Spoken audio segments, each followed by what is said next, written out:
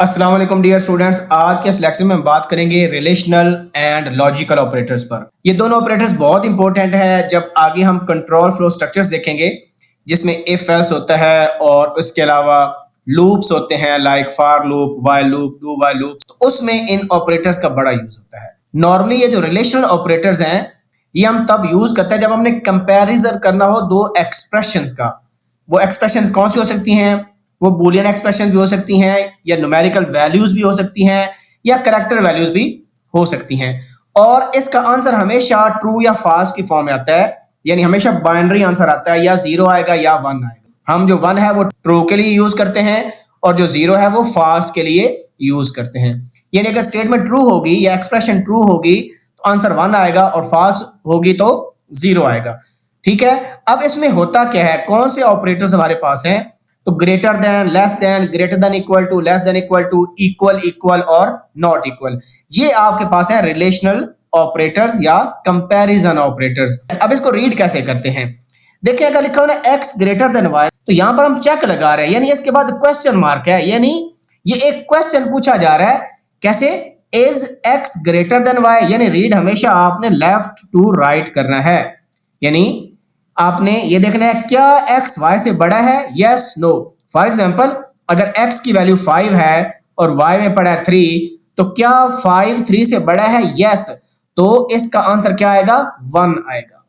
लेकिन अगर x में वैल्यू छोटी पड़ी है और y में वैल्यू बड़ी है, तो फिर ये क्या हो जाएगा? फॉल्स। उस केस में आंसर 0 आएगा। तो इन सब स्टेटमेंट को हम एज अ क्वेश्चन ट्रीट करेंगे। अब यहां पर देखें, हम इसको रीड कर रहे हैं, is x not equal to y। यहां पर देखें, x में 5 है, y में 3 है, और ऑब्वियस बात है जो 5 है वो 3 के इक्वल नहीं है। याद रखें, ये जो नॉट है ना, ये लॉजिकल नॉट है। एक नॉट हमारे पास ये भी होता है, ये जो टिल्डा साइन है, ये नॉट ये भी निगेशन का होता है, लेकिन ये बिट वाइज ऑपरेटर होता है। ठीक है, ये बिट्स को फ्लिप करने के लिए यूज होता है। इसको हम बाद में जब बिट वाइज ऑपरेटर पढ़ेंगे तब इसको डिस्कस करेंगे। तो यहां पर देखें 5 नॉट इक्वल टू 3, तो कंडीशन क्या है? कंडीशन ट्रू है, क्योंकि 5 3 के बराबर नहीं है। तो इसका आंसर क्या आ जाएगा? 1 आ जाएगा। और इसको रीड कैसे करेंगे? Is x not equal to y, yes. तो यहां पर इसने नॉट लिखना था और यहां पर ये लिखना भूल गया, क्योंकि यहां पर नॉट लगा हुआ है। ठीक है, ये स्टेटमेंट इक्वल की तब आती है जब हमारे पास ये लिखा हो। ये बिल्कुल ठीक है। तो इस केस में यहां पर नॉट उसने मेंशन नहीं किया। तो जब आप लिख देंगे 5 नॉट इक्वल टू 3 और दोनों वैल्यूज इक्वल नहीं है, तो आंसर 1 आ जाएगा। लेकिन अगर आप ये लिखें 5 इक्वल इक्वल 3, इसमें हम चेक करें क्या 5 3 के बराबर है, जो कि नहीं है, तो कंडीशन फॉल्स हो गई। तो इसका आंसर क्या आ जाएगा? 0 आ जाएगा। ठीक है, फॉर एग्जाम्पल हम यहां पर एक एग्जाम्पल कर लेते हैं, टेबल में लिखी हुई है। तो x में कितना पड़ा है जी? x में 10 पड़ा है। y में कितना पड़ा है? y में 7 पड़ा है। Is x less then y, यानी क्या 10 जो है 7 से कम है? फॉल्स हो गया, क्योंकि 10 तो 7 से बड़ा है, लिहाजा इस केस में फॉल्स आंसर है। मतलब डिस्प्ले क्या होगा? 0 होगा। यानी इस बूलियन एक्सप्रेशन का जो आंसर है वो 0 आएगा। हमेशा जितने भी रिलेशनल एक्सप्रेशंस हैं उनका आंसर या 0 आता है या 1 आता है। इस 0 और 1 को हम स्टोर भी कर सकते हैं। तो 0 और 1 को स्टोर करने के लिए या तो हम बूल टाइप का वेरिएबल बनाएंगे, या आप इंटीजर भी बना सकते हो। और इंटीजर कौन सा? अनसाइंड इंटीजर, क्योंकि जब ये कंपैरिजन ऑपरेटर इवैल्यूएट होते हैं तो आंसर या 0 आता है या 1। तो ये होल नंबर आ सकता है, हमेशा नेगेटिव कभी भी नहीं आ सकता। इस वजह से आप इंट बनाने के बजाय क्या बनाएं? अनसाइंड इंट बनाएं, कि या उसमें 0 आ सकता है या पॉजिटिव वैल्यू आ सकती है। अच्छा, इसी तरह बाकी भी आप कंपेयर कर सकते हैं। आप इसको देख लेते हैं, क्या y x के बराबर नहीं है? वाकई y x के बराबर नहीं है, तो कंडीशन क्या होगी? ट्रू होगी, क्योंकि दोनों तो डिफरेंट है। इस वजह से इसका आंसर 1 आएगा। ठीक है, अब इसको देखें, x less than equal to y, भाई x की वैल्यू तो y से बड़ी है, तो कंडीशन फॉल्स हो जाएगी। तो इसमें आंसर 0 आ जाएगा। और बाकी आप इसी तरह कर सकते हैं। अब यहां पर देखते हैं, यहां पर क्या किया, वो जो कंपैरिजन ऑपरेटर हमने यूज किए हैं या रिलेशन ऑपरेटर यूज किए हैं, उसको हम किसी थर्ड वेरिएबल में स्टोर कर रहे हैं। अब ये जो वेरिएबल हमने यहां पर बनाया, या z बनाया, ये a बनाया, b बनाया, यहां पर लिखा हुआ है कि ये जो z, a and b variables हैं ये इंटीजर भी हो सकते हैं या बूलियन हो सकते हैं। ठीक है, इधर इंट हो सकते हैं या बूल हो सकते हैं। तो इंट का मतलब ये नहीं है कि आपने इंट लिखना है, आप अनसाइंड इंट यूज कर सकते हैं। ठीक है, इंट भी अगर यूज करें तो उसे मसला नहीं है, सच होता। तो इसको इवैल्यूएट करते हैं जी। x में 10 पड़ा है, y में 7 पड़ा है। तो पहले कंडीशन देखें, 10 is less than 7, condition false है। तो फॉल्स का मतलब z में क्या जाएगा, z में 0 जाए।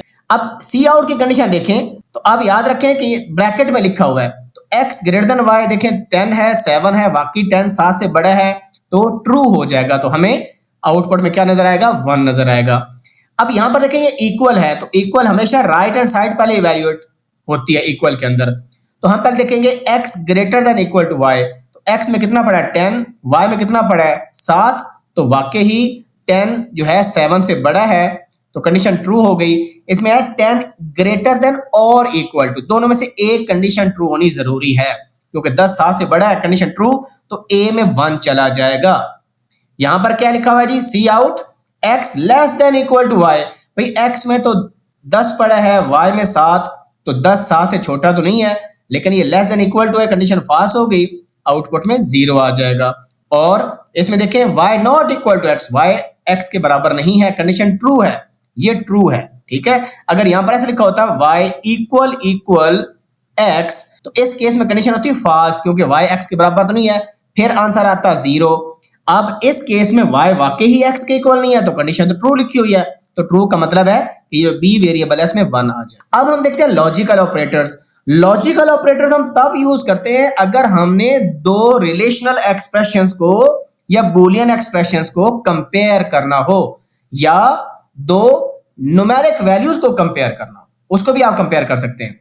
तो प्राइमरी गोल क्या है, दे कनेक्ट टू और मोर रिलेशनल एक्सप्रेशंस इनटू वन और reverse the logic of an expression. Reverse का मतलब है कि लॉजिकल नॉट हम यूज करते हैं, ये वाला नॉट जो पीछे भी हम रिलेशन ऑपरेटर में भी देख के आए हैं, नॉट इक्वल टू, ये हम देख के आए हैं। तो अगर किसी रिलेशनल एक्सप्रेशन को निगेट करना हो, उसको नॉट करना हो, तो ये ऑपरेटर हम यूज करते हैं। ये बाइनरी ऑपरेटर होता है, यानी ये 0 को 1 कर देगा और 1 को 0 कर देगा। तो कहने का मतलब है कोई भी non zero value, for example आपने लिखी, ये नॉट लिखा और यहां पर आपने 5 लिख दिया, अब इसको आपने सी आउट करना है, तो इसको क्या कर देगा, ये देखिएगा नॉन जीरो वैल्यू, तो इसको 0 बना देगा। बेशक आप माइनस वैल्यू लिख दें, -23 है, इसको निगेट कर दें, तो बेशक आप ऐसे भी कर सकते हो। तो इसका आंसर क्या आ जाएगा, इसका आंसर 0, क्योंकि वो देखेगा नॉन जीरो वैल्यू होनी चाहिए, और पीछे नॉट आ गया तो उसको क्या बना देगा 0।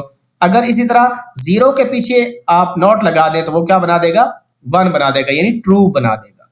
तो जरूरी नहीं है कि आपके पास बूलियन वैल्यू 1 0 हो, कोई आपके पास नॉन जीरो नंबर भी हो सकता है, तो पीछे जब नॉट लगेगा उसको वो क्या बना देगा, 0 बना देगा। अब यहां पर लिखा हुआ है कि दो रिलेशनल एक्सप्रेशंस अगर आपके पास हैं तो उसको कनेक्ट करता है। अब ये जो एंड है ना, ये उसी तरह का एंड है जिस तरह के आपने कंप्यूटर्स में एंड गेट पढ़ा होगा और गेट पढ़ा होगा, लेकिन एक इंपॉर्टेंट थिंग है कि ये एंड जो है 2 दफा यूज करना है और भी 2 दफा यूज करना है। अगर सिंगल टाइम यूज करेंगे ना, ये वाला सिंगल टाइम, तो ये फिर बिट वाइज एंड हो जाएगा। ये हम नेक्स्ट लेक्चर में पढ़ेंगे कि बिट वाइज एंड और बिट वाइज और क्या होता है। ये बिट वाइज एंड है और ये बिट वाइज और है। इसी तरह ये नॉट है, ये बिट वाइज नॉट है, और ये जो हैट सिंबल होता है ये बिट वाइज एक्सऑर है। इसको हम नेक्स्ट लेक्चर में डिटेल से देखेंगे।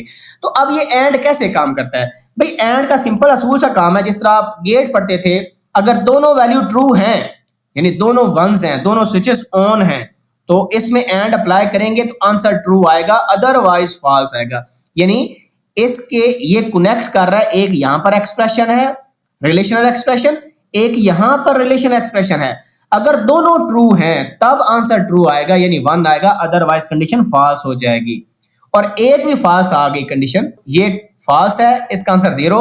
अब ये कोई कंडीशन होगी, फॉर एग्जांपल जिस तरह पीछे हमने पढ़ा था x लेस देन y, अब ये एक रिलेशनल एक्सप्रेशन है जो कि लेट्स सपोज फॉल्स है, और यहां पर भी कोई रिलेशन एक्सप्रेशन है y greater than z for example, तो लेट्स सपोज ये ट्रू है और ये फॉल्स है, इसकी वैल्यू 1 है, इसकी वैल्यू 0, तो एक भी वैल्यू 0 आ गई एंड के दरमियान, तो आंसर क्या आ जाएगा, पूरी एक्सप्रेशन का रिजल्ट क्या आ जाएगा, 0 आ जाएगा। ये एंड इस तरह काम करता है, एंड गेट की तरह, दोनों एक्सप्रेशंस का ट्रू होना जरूरी है। और में क्या होता है, ये भी दो एक्सप्रेशंस को कनेक्ट करेगा और इसमें से कोई भी ट्रू होगी। अब और गेट में क्या होता है भाई, एक भी 1 हो गया आउटपुट 1 आएगी, और गेट ऐसे होता है ना 0 0 0 1 1 0 1 1, कि एक भी 1 आ गया तो आपकी जो आउटपुट होगी वो 1 हो जाएगी, और जब दोनों 0 है तब आउटपुट आपकी 0 है। तो और इस तरह काम करता है कि अगर एक भी ट्रू आपके पास स्टेटमेंट हो गई या एक्सप्रेशन हो गई, दूसरी बेशक फॉल्स क्यों ना हो, तो आंसर क्या आ जाएगा, ट्रू हो जाएगा। अगर दोनों ट्रू है फिर भी ट्रू हो जाएगा। और नॉट हम पहले डिस्कस कर चुके हैं, ठीक है।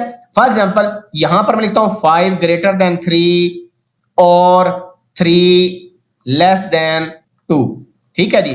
अब ये दो रिलेशनल एक्सप्रेशंस हैं, इनको इवेल्युएट कर रहे हैं। तो अगर इसको देखें तो ये ट्रू आ रहा है और इसको देखें तो ये फॉल्स आ रहा है, क्योंकि 3 2 से छोटा नहीं है बल्कि बड़ा है। लेकिन क्योंकि ये ट्रू हो गई, इसका आंसर 1 है, ये 0 हो गया, तो आउटपुट क्या आ जाएगी, 1 आ जाएगी। तो इस तरह हमारे जो लॉजिकल एक्सप्रेशंस हैं, ऑपरेटर्स हैं, वो काम करते हैं और ये बहुत इंपॉर्टेंट है। आगे जब हम इफ एल्स देखेंगे या जब हम व्हाइल लूप पढ़ेंगे, फॉर लूप पढ़ेंगे, लूप्स पढ़ेंगे, डू व्हाइल लूप, तो उसमें इनका बहुत ज्यादा इस्तेमाल है। अब यहां पर एक और बात बहुत पते की चीज आपको बताता हूं कि आप जरूरी नहीं है कि दो बूलियन एक्सप्रेशन या रिलेशनल एक्सप्रेशन को कंपेयर करें, भाई आप नंबर्स को कंपेयर कर सकते हो। फॉर एग्जांपल मैं लिखता हूं 7 एंड -25। अब आपने अगर इसको कंप्यूट करना है तो ये देखेगा कि ये देखिए ये नॉन जीरो वैल्यू है। कौन सी है जी, नॉन जीरो। और ये भी क्या है, ये भी नॉन जीरो। दोनों नॉन जीरो है तो नॉन जीरो को ये ट्रू कंसीडर करता है। क्यों, क्योंकि 1 जो है बाइनरी में नॉन जीरो कंसीडर होता है। ये भी नॉन जीरो, ये भी नॉन जीरो, तो इस पूरी एक्सप्रेशन का आंसर क्या आएगा, 1 आएगा। याद रखें जो लॉजिकल ऑपरेटर्स है या जो रिलेशन ऑपरेटर है उनका 1 आंसर आएगा या 0 आएगा, यानी बूलियन में आंसर उनका आना है। इसी तरह लेट्स सपोज मैं ये करता हूं -25 और यहां पर लिख देता हूं 0। अब इसका क्या आंसर आएगा, ये देखें ये नॉन जीरो वैल्यू है और ये 0 है, क्योंकि एक भी नॉन जीरो आ गई तो आंसर क्या आ जाएगा, 1 आ जाएगा, ठीक है। क्योंकि और में ये क्या होता है कि एक भी ट्रू का मतलब 1, तो 1 एक्चुअली किसको रिफ्लेक्ट कर रहा है, नॉन जीरो वैल्यू को रिफ्लेक्ट कर रहा है, ठीक हो गया। इसी तरह लेट्स सपोज मैं यहां पर अप्लाई करता हूं नॉट और -25, तो इसका आंसर क्या आ जाएगा 0, और नॉट 0 का आंसर क्या आ जाएगा 1। ये जो एंड वाले एग्जांपल्स हैं इसको अभी हम जल्दी से VS कोड में इंप्लीमेंट करके देख लेते हैं कि वाकई ये बातें ठीक है कि गलत है। अच्छा जी, यहां पर आप देख सकते हो कि मैंने यहां पर क्या किया, लॉजिकल एंड यूज किया। ये भी नॉन जीरो वैल्यू, ये भी नॉन जीरो वैल्यू, दोनों नॉन जीरो है, तो आंसर क्या आना चाहिए, 1 आना चाहिए। Let's run it. तो ये आप आउटपुट देख सकते हैं 1 आ गई। अगर एक भी आप 0 कर दें, लेट्स सपोज मैं इसको 0 करता हूं, अब रन करें, क्योंकि एक 0 वैल्यू होगी, आउटपुट आपकी 0 हो जाएगी। देखिए आउटपुट 0 हो गई। इसी तरह लेट्स सपोज यहां पर मैं और लगाता हूं, तो लॉजिकल और के लिए डबल ये सिंपल लगाने पड़ेंगे, डबल कॉलम्स लगाने पड़ेंगे। ये देखें 1 आ गए, क्योंकि एक नॉन जीरो वैल्यू है। सिमिलरली अगर हम नॉट की बात करें, यहां पर आप एक्सक्लेमेशन मार्क्स लगा दें, आप देखिए नॉन जीरो वैल्यू, इसका नॉट लेंगे आंसर 0 आ जाएगा। ये देखिए 0 आ गया। और अगर यहां पर आप 0 डाल दें तो आंसर क्या आ जाएगा, 1 आ जाएगा। तो यहां पर नेगेटिव वैल्यू को आप ब्रैकेट में भी डाल सकते हैं। लेट्स सपोज मैं यहां पर ब्रैकेट लगा देता हूं और ऐसे डाल देता हूं, लेट्स सपोज -40, ठीक है। Now run it. तो ये देखें नॉन जीरो वैल्यू को उसने 0 बना दिया। अब इसी तरह मैं यहां पर वेरिएबल बना लेता हूं, तो यहां पर देखिए मैंने x में 2 डाल दिया, y में 3 डाल दिया और एक इंटीजर बनाया z = x = y। तो इक्वल का ये होता है कि पहले राइट हैंड साइड इवैल्यूएट होती है, x = y। चेक कर रहा है कि क्या x y के बराबर है, बिल्कुल भी नहीं है, तो कंडीशन फॉल्स होगी, तो z में क्या आ जाएगा, 0 हो जाएगा। Let's run it. तो ये देखें 0 आ गया। अब मैं यहां पर कर देता हूं x ≠ y, यानी क्या x y के बराबर नहीं है, तो हमने देखा वाकई ही x y के बराबर नहीं है, तो कंडीशन ट्रू हो गई, तो z में क्या चला जाएगा, z में 1 चला जाएगा। Now run it. तो इस तरह नॉट इक्वल और इक्वल काम करते हैं, क्योंकि ये जो कंडीशन है ना, इक्वल और नॉट इक्वल वाली, ये एट टाइम्स बहुत ज्यादा लॉजिक में इस्तेमाल होती है। बाकी रिलेशनल ऑपरेटर भी यूज होते हैं, greater than equal to, less than equal to, ठीक है। तो ये इक्वल और नॉट इक्वल बहुत कॉमन है प्रोग्रामिंग के अंदर। अब दूसरी बात, क्योंकि हमें पता है कि जो रिलेशनल ऑपरेटर हैं या लॉजिकल ऑपरेटर है हमेशा आंसर ट्रू या फॉल्स में देंगे, यानी 1 या 0 में देंगे, तो इस वजह से आप उसके लिए एक बूल वेरिएबल भी बना सकते हैं। ज्यादा बेहतर है कि आपको पता है, क्योंकि आंसर हमेशा किस में आना है, 1 या 0 में आना है, तो आप उसके लिए बूलियन वेरिएबल डिक्लेयर कर दें, तो फर्क नहीं पड़ेगा, अगेन सेम आंसर आएगा। ये देखें 1 आ गया, क्योंकि दोनों वैल्यूज इक्वल नहीं है, कंडीशन ट्रू हो रही है। अब लेट्स सपोज ये जो बूल वेरिएबल हमने बनाया, इसमें लेट्स सपोज मैं यहां पर लिख देता हूं ट्रू। तो अगर आपने z में ट्रू डाल दिया तो इसका मतलब है z की वैल्यू कितनी आ जाएगी, 1 आ जाएगी। ये देखें 1, तो ट्रू 1 को रिफ्लेक्ट कर रहा है और फॉल्स किसको रिफ्लेक्ट करता है, 0 को रिफ्लेक्ट करता है। मैं यहां पर लिखता हूं फॉल्स, तो अब z में 0 आ जाएगा। इस तरह करके भी आप फ्लैग्स सेट कर सकते हैं। ये जो बूलियन वेरिएबल बना, इसको आप इनिशियलाइज ट्रू फॉल्स से भी कर सकते हो, और 1 या 0 से भी कर सकते हो। ये इसको हम फ्लैग्स कहते हैं। आगे जब हम प्रोग्रामिंग करेंगे तो उसमें फ्लैग्स सेट करेंगे, ठीक है। फ्लैग्स बेसिकली एक इंडिकेटर होता है जो किसी भी कंडीशन के ट्रू या फॉल्स होने से सेट या रीसेट हो जाएगा, यानी 1 या 0 हो जाएगा। हमें वो फ्लैग इंडिकेट करेगा कि एक सर्टेन इवेंट अक्कर हो चुका है, तो फिर हम उसके अगेंस्ट कोई एक्शन परफॉर्म करेंगे। तो ये मैंने आपको एक ओवरव्यू दे दिया रिलेशनल ऑपरेटर का और लॉजिकल ऑपरेटर का, क्योंकि बहुत ज्यादा इंपॉर्टेंट हैं। या आगे हम जब कंट्रोल फ्लो स्ट्रक्चर्स पढ़ेंगे तो उसमें बहुत ज्यादा इनका रोल होगा, जिस तरह इफ एल्स है, नेस्टेड इफ एल्स है, लूप्स हैं जिसमें for loop, while loop, do while loop. तो होप सो आपको आइडिया हो गया होगा कि ये किस तरह रिलेशनल ऑपरेटर और लॉजिकल ऑपरेटर काम करते हैं। See you in the next video. कोई क्वेश्चन हो ask in the comment section. अल्लाह हाफिज़।